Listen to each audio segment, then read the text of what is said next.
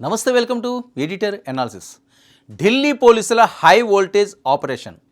దేశ రాజధానిలో రక్తం పారించాలని ISI sketch. Underworld don Dawood Ibrahim re entry. గూఢచారుల అడ్డాపై కాకీల సర్జికల్ స్ట్రైక్.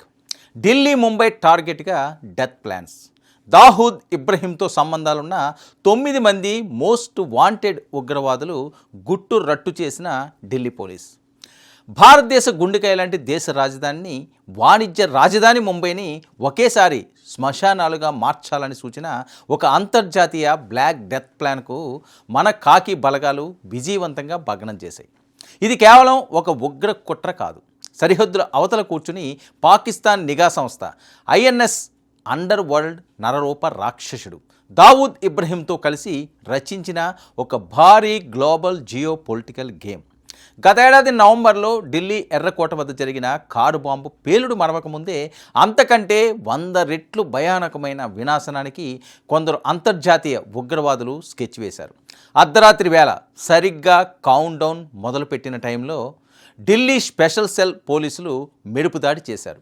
పారిపోయే ఛాన్స్ ఇవ్వకుండా 9 మంది అంతర్జాతీయ టెర్రరిస్టులను బంధించారు. ఇక ఈ మాఫియా నెట్వర్క్ వెనుక ఉన్న అసలు మాస్టర్ మైండ్ ఎవరు? మన ఇంటెలిజెన్స్ వర్గాలు ఈ మృత్యు శకటాన్ని ఎలా అడ్డుకున్నాయి? విచారణ జరిపే కొద్దీ బయటపడుతున్న విషయాలు నరాలు తెగే ఉత్కంఠ రేపుతున్నాయి. అది దేశ రాజధాని ఢిల్లీ, ఎప్పుడూ రద్దీగా ఉండే వీధులు, మరోవైపు దేశ భద్రతను శాసించే కీలక భవనాలు. కానీ ఈ ప్రశాంతత వెనుక ఒక భయంకరమైన తుఫాను దాగుందని ఇంటెలిజెన్స్ బ్యూరో పసిగట్టింది. ఈ నెల ప్రారంభంలోనే రా ఐబీ వర్గాలకు ఒక టాప్ సీక్రెట్ కోడెడ్ మెసేజ్ అందింది. భారత్లో ఊహించని రీతిలో భారీ పేలుళ్లు జరపడానికి సరిహద్దు అవతల కరాచీ కేంద్రంగా పావులు కదుపుతున్నాయన్నదే ఆ సమాచారం. మరి ఈ హెచ్చరికతో దేశ రాజధాని ఒక్కసారిగా హై అలర్ట్లోకి వెళ్ళిపోయింది. తెర వెనుక ఎవరు ఊహించని ఒక భారీ నిఘా ఆపరేషన్కు తెరలేపింది.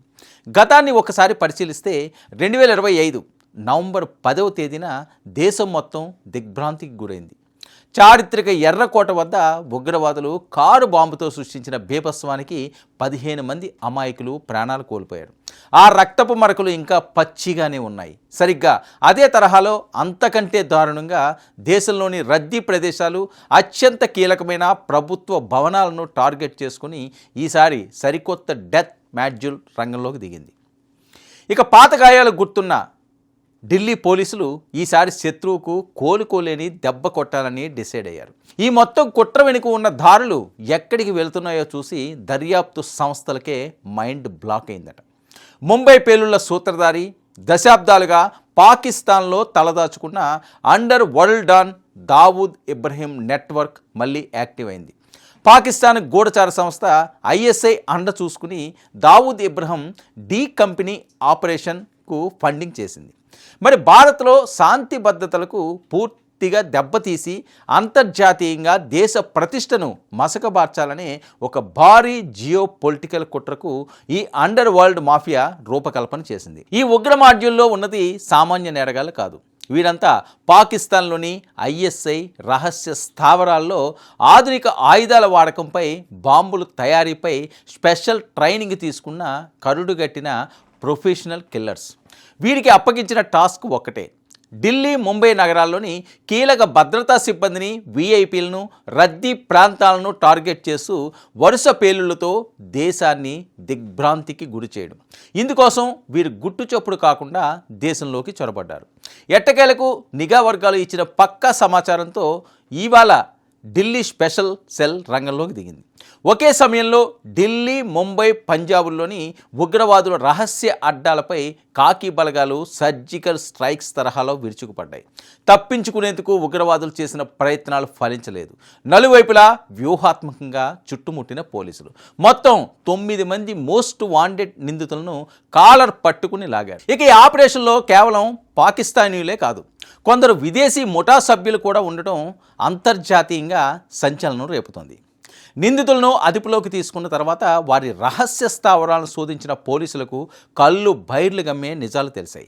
వారి వద్ద నుంచి భారీ మొత్తంలో ఆర్డీఎక్స్, అత్యాధునిక ఆటోమేటిక్ ఆయుధాలు, గ్రెనేడ్లతో పాటు గ్లోబల్ కమ్యూనికేషన్కు వాడే శాటిలైట్ ఫోన్లను స్వాధీనం చేసుకున్నారు. ఇక ఇంకొద్ది రోజులు ఈ ఆపరేషన్ ఆలస్యమై ఉంటే దేశ రాజధాని రక్తసిక్తమయ్యేది. ఢిల్లీ పోలీసులు ప్రాణాలకు తెగించి ఆడిన ఈ మైండ్ గేమ్తో దేశానికి రాబోయిన ఒక పెద్ద విపత్తు త్రుటిలో తప్పిందని అధికారులు వెల్లడించారు. ప్రస్తుతం ఈ 9 మంది ఉగ్ర రాక్షసులను పోలీసులు రహస్య ప్రాంతాల్లో విచారిస్తున్నారు. వీరి వెనుక ఇంకా ఎవరెవరు ఉన్నారు, స్లీపర్ సెల్స్ ఎక్కడెక్కడ విస్తరించాయి అనే కోణంలో వేట కొనసాగుతుంది.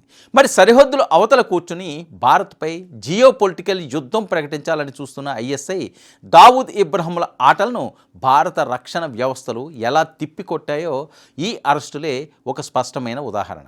భారత్ కాకీల కంటికి రెప్పలాంటి కాపలా ఉన్నంతకాలం దేశ సార్వభౌమత్వాన్ని టచ్ చేయడం ఎవరితరం కాదనేది మరోసారి ఇండియన్ పోలీస్ నిరూపించింది. ఇది ఈనాటి editor analysis. Stay tune to 99 news.